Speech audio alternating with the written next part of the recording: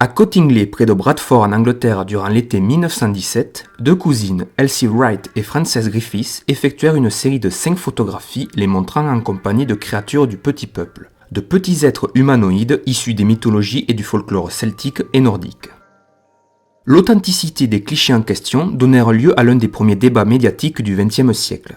Des personnalités de premier plan prirent part à ce débat, comme Sir Arthur Conan Doyle, le père de Sherlock Holmes.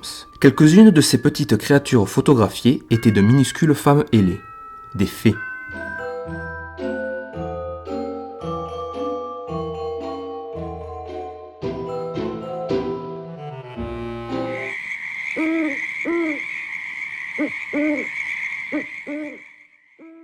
Créatures merveilleuses d'apparence féminine, dotées de pouvoirs surnaturels et généralement bienveillantes, les fées ont le pouvoir d'exaucer les vœux des mortels, de les protéger, voire de combler les nouveau-nés de dons en se penchant sur leur berceau. Mais elles peuvent aussi se révéler maléfiques et destructrices, s'apparentant dans ce cas davantage aux sorcières. Au Moyen-Âge, elles étaient représentées sous l'apparence de femmes belles, grandes, élancées et richement vêtues. À partir de Shakespeare et jusqu'à Walt Disney, elles sont devenues minuscules et se sont vues dotées d'ailes dans le dos, les faisant ressembler à des libellules ou à des papillons. Aujourd'hui, elles ne se montrent plus guère exceptionnellement qu'entre 2 battements de paupières. Le seul jour où on peut les voir couramment, à condition de connaître leur cachette, est le 1er mai, jour de la fête celtique de Beltane. Les fées vivent au royaume de Féerie, gouverné tantôt par la minuscule reine Mab, tantôt par la reine Titania, épouse d'Oberon. Elles vivent également dans les îles enchantées comme la mythique île d'Avalon, gouvernée par la fée Morgane, où poussent des pommes d'immortalité et d'éternelle jouvence.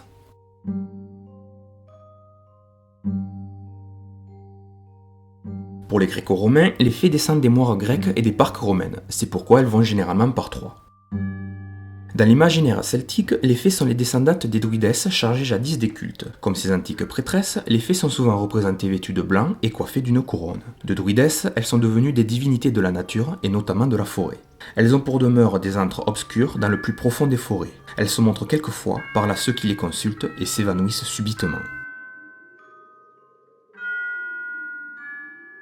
La littérature courtoise du Moyen-Âge, elle-même découlant des récits arthuriens gallois, assimile progressivement les fées à l'image de la dame, objet de l'amour absolu et désincarné de son chevalier servant. La fée druidesse devient alors la fée princesse. Pour les kabbalistes et alchimistes du XVIe siècle, les fées sont les gardiennes de la nature, et notamment des arbres et des fleurs. Ce sont elles qui faisaient la toilette du printemps en secouant de sa robe les bêtes sinistres et difformes. Elle ramenait le calme au sein des éléments troublés et faisait renaître la paix dans le cœur des humains. Ce n'est qu'au XVIIe et au XVIIIe siècle qu'apparaît dans les salons littéraires et la cour des rois de France la fée des contes merveilleux, parée d'une couronne et d'une baguette magique, symbole de ses pouvoirs. C'est ce portrait pomponné de la fée marraine à la française qui a contribué au succès des recueils de contes comme ceux de Perrault. Ces contes de fées, tout d'abord conçus pour le public adulte et lettré des gens de la cour, furent par la suite édulcorés et relégués dans les limites de la littérature enfantine.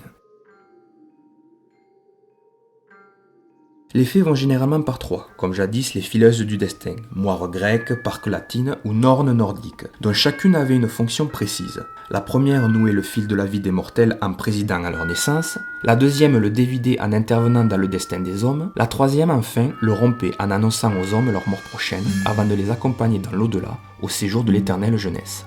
La première fonction de la fée est de prévoir les événements futurs, mais elle ne se contente pas d'annoncer l'avenir. Elle le détermine, l'influence au gré de ses caprices ou des besoins de ses protégés. Elle est alors la fée marraine qui se penche sur les berceaux des nouveau-nés pour les combler de dons, comme en attestent de nombreux contes merveilleux.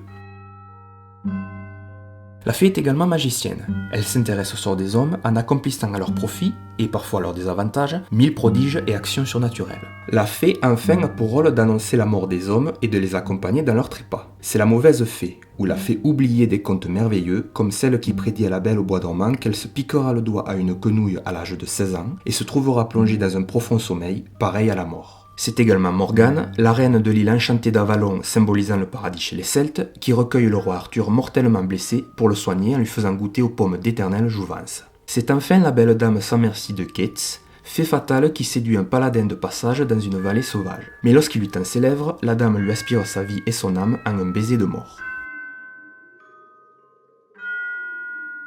L'une des manifestations les plus fameuses de la présence des fées dans les forêts est le rond, cercle ou anneau de fées qu'elles laissent dans l'herbe après y avoir dansé des heures durant.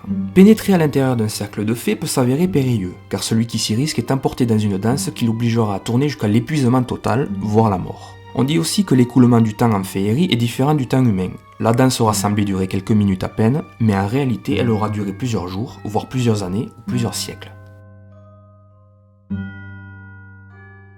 La fée amante, apparue dans les romans du Moyen-Âge, est devenue une héroïne de romans de chevalerie. C'est souvent en poursuivant un gibier fabuleux, blanche biche, cerf aux plages de neige ou sanglier au poil immaculé, que le fier paladin est conduit sans le savoir jusqu'au palais enchanté où l'attend la fée dont il est désormais le prisonnier d'amour. Belle à nul autre pareil, la fée amante utilise tous les moyens pour se faire aimer d'un homme, l'épouser et lui assurer une descendance. Mais l'union avec la fée est toujours assujettie au respect d'une condition, d'un tabou, d'un interdit que la majorité des mortels se révèlent incapables de respecter longtemps.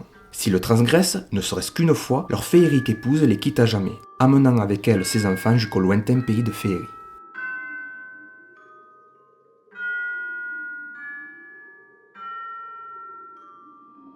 Les fées volent parfois les enfants non baptisés, les remplaçant par leur propre bébé nommé changelin. Ceux-ci sont d'ordinaire laids, noirs et ont un air vieillot.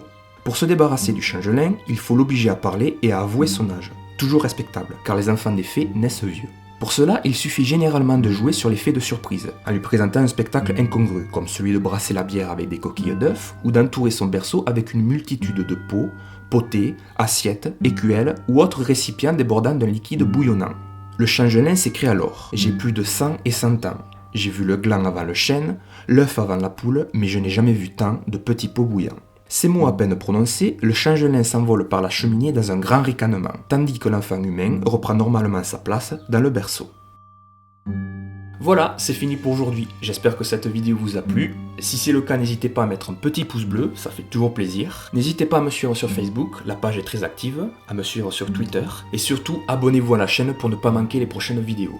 En attendant, portez-vous bien et je vous dis à très bientôt.